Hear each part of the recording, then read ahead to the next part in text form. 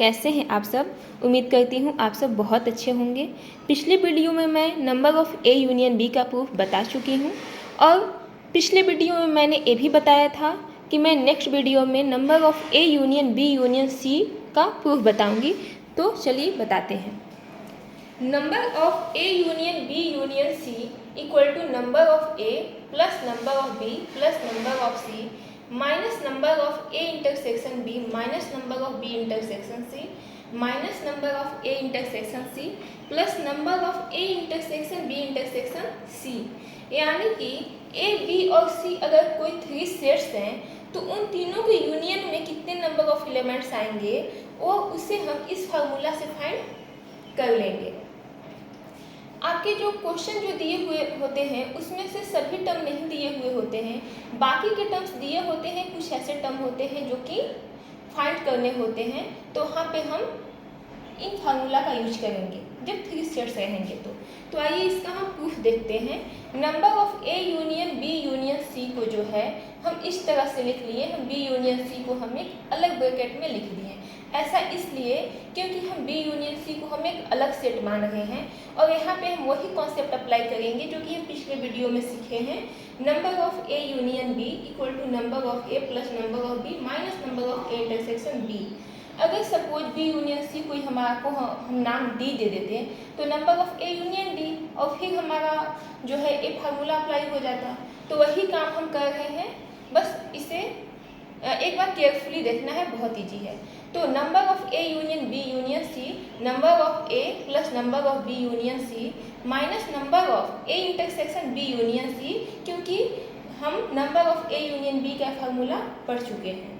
Then next step में number of A को हम एज इट इज लिख देंगे और number of B union C को हम फिर से इस फार्मूला पे ब्रेक करते हैं। तो हो जाएगा हमारा number of B plus number of C minus number of B intersection C. और इसे देखिए, इसे देखकर आप लोग को जरूर कुछ याद आया होगा।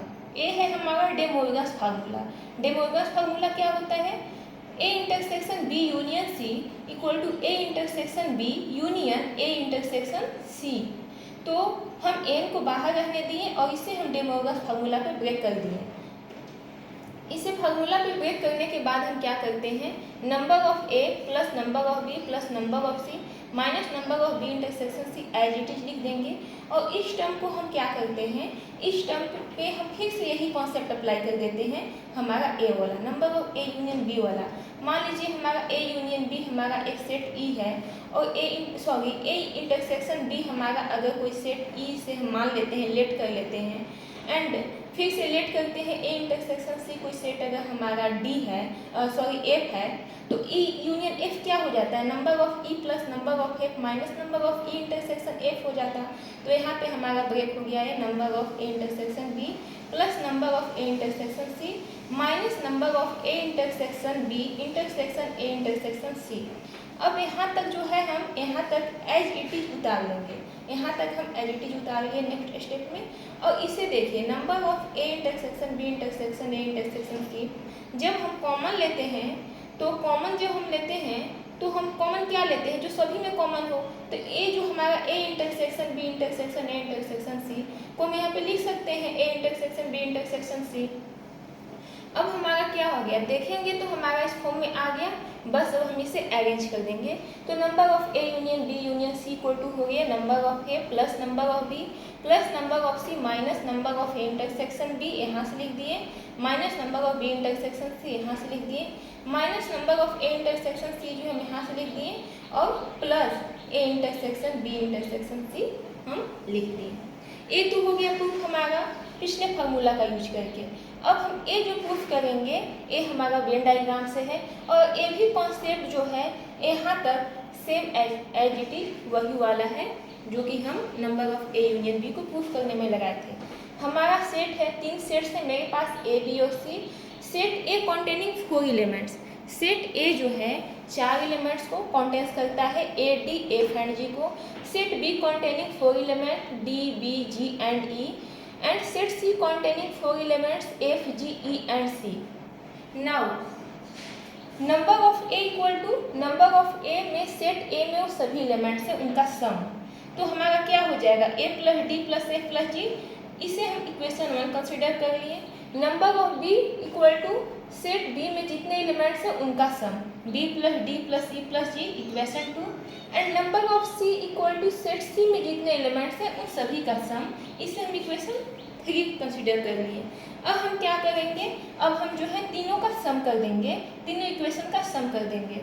Adding equation first second and third we will get number of A plus number of B plus number of C equal to A plus A, एक बार है ए हमारा एक बार है लिख दिए, ए प्लस बी प्लस सी, डी हमारा 2 टाइम्स है 2d plus 2e plus 2f plus 3d, आप इसे ऐड करके देख लेंगे। अब हम क्या करेंगे, a plus B plus C plus D plus E plus F को हम कॉमन ले लेते हैं। ऐसा हम इसलिए करेंगे क्योंकि इसका एडवांटेज है कि इससे हम number of A union B union C को हम लिख पाएंगे आसानी से।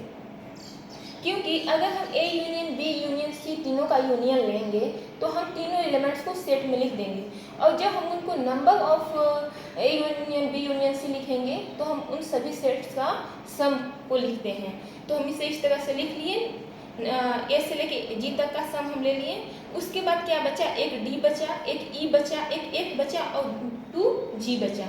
अब हम क्या करेंगे, इसे तो हम number of A union B union C लिख देंगे। अब हम क्या करेंगे, डी प्लस ई को लिख दिए, एफ को लिख दिए, 2g को एडिटिव लिख दिए।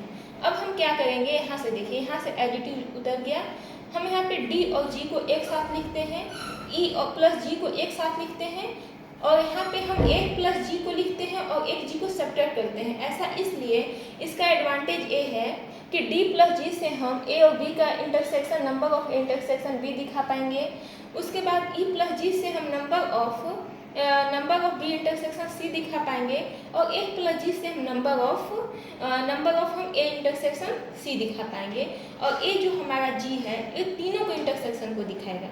तो हम इसे लिख दिए, number of a union b union c इतना equal to number of a intersection b, इतना equal to number of b intersection c, और इतना equal to number of a intersection c, and minus g को minus number of a intersection b intersection c। ये हमारा as it is formula पे है, ये हमारा प्रूफ हो गया। तो आप लोगों को ये दोनों मेथड से ही समझ में आए होंगे और दोनों ही काफ़ी इजी है। तो आप लोग एक बार खुद से भी प्रैक्टिस कीजिए। Thank you.